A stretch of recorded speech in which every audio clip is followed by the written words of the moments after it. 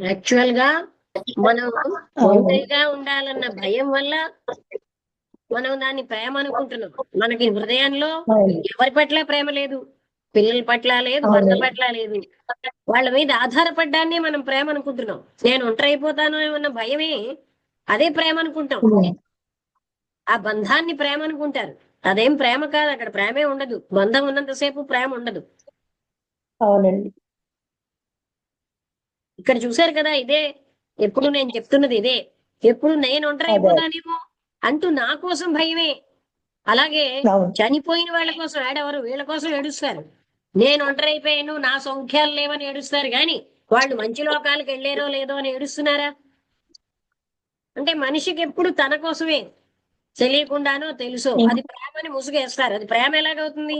ఇంకొకరి మీద అవును. ఆధారపడి ప్రేమ ఉండదు. నాది అని అనుకోవడంలో ప్రేమ లేదు. అవును మేడం. అలా నేను చెప్పినప్పుడు కోపం వస్తుంది అందరికి, కానీ అది సత్యమే కదా. అవును. అవునండి. మనం ఎప్పుడు మన స్వార్థంతోటే ఉంటున్నాం.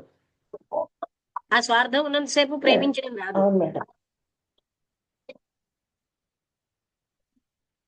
ఉమ్.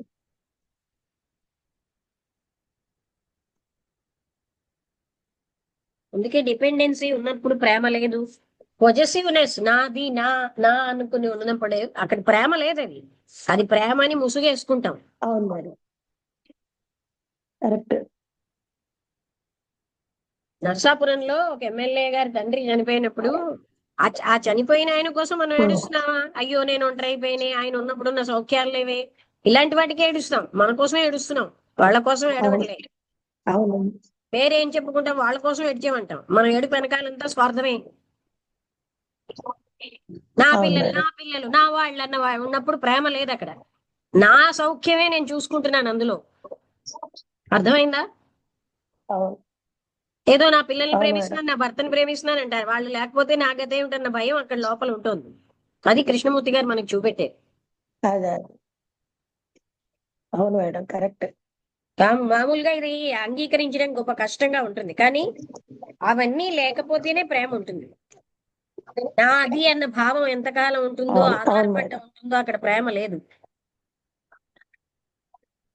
అదే. కానీ మనుషులు నేను మా ఆధారపడ్డానికి హస్బెండ్ ప్రేమ పోయినప్పుడు అనుకుంటారు, నాది ఏడవకుండా అనుకోవడానికి ప్రేమ పనులన్నీ అనుకుంటారు. చేపిస్తే కానీ అది మోసం. తన్ను తాను మోసం చేసుకుంటున్నారు. అందరూ నువ్వు ధైర్యవంతురాలు. ఉమ్. అదే. అదే. అదే. ఆ సత్యం తెలుసుకోవడానికి కూడా ఇష్టం ఉండదు. ఎందుకంటే ఆ అలాగా మోసం చేసుకుంటూ బతకాలని ఆనందపడుతూ ఉంటారు కదా. అవును మేడం. అది కరెక్ట్ మేడం. నా పిల్లలంటే నాకు ప్రేమ అండి. పిల్లల వల్ల వచ్చిన ఆ సౌఖ్యాలకి ఆ ప్రేమిస్తున్నాం. ఆ పిల్లల మీద ఉన్న ఆధారపడడానికి ప్రేమిస్తాం. అదే. అదే. ఎక్కడుంది ప్రేమ? నాది అనుకున్న దగ్గర ప్రేమ లేదు.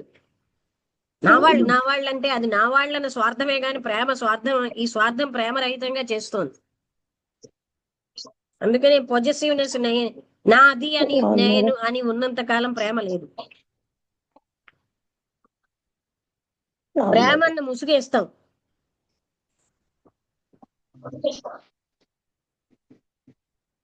ఇవన్నీ ప్రేమ రహితంగా చేస్తున్నాయి మనని.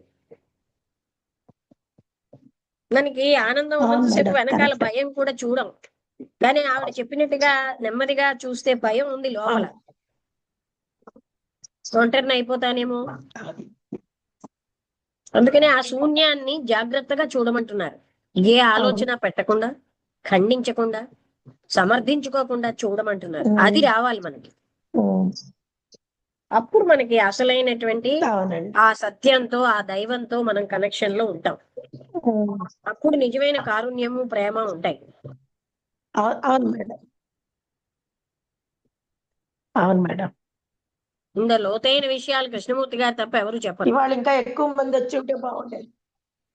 అంటే మనం ఇలా ఆత్మవంచన ఇవాళ చేసుకోవడమే మనం ఇంకా అలవాటు చాలా మంది అయిపోయింది. వచ్చి ఉంటే బాగుండేది ఈ టాపిక్. అవును మేడం.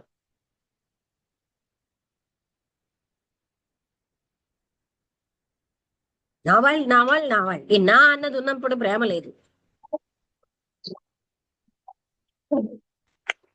నేను నాది అనుకున్నంతసేపు మనం అది ఒక ఉచ్చులో ఉన్నట్టే ఉంటాం మేడం.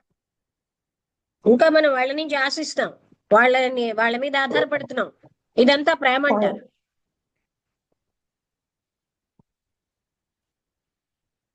ఇవన్నీ లేనప్పుడే ప్రేమ ఉంటుంది. అవును మేడం. సో ఇలాంటి మంచి మంచి విషయాలు మనం కృష్ణమూర్తి గారి వల్ల తెలుసుకుంటున్నాం. మోసం చేసుకుని ఇలాగే అవును జీవించేస్తున్నాం. మేడం. అవును మేడం. ఓకే అండి, క్లోజ్ చేసినా అందరికీ అర్థమైంది కదా. అలాగే మేడం. అవును. ఇంకో ఇద్దరు వచ్చారు, సూర్యావతి గారు, రామకృష్ణ గారు.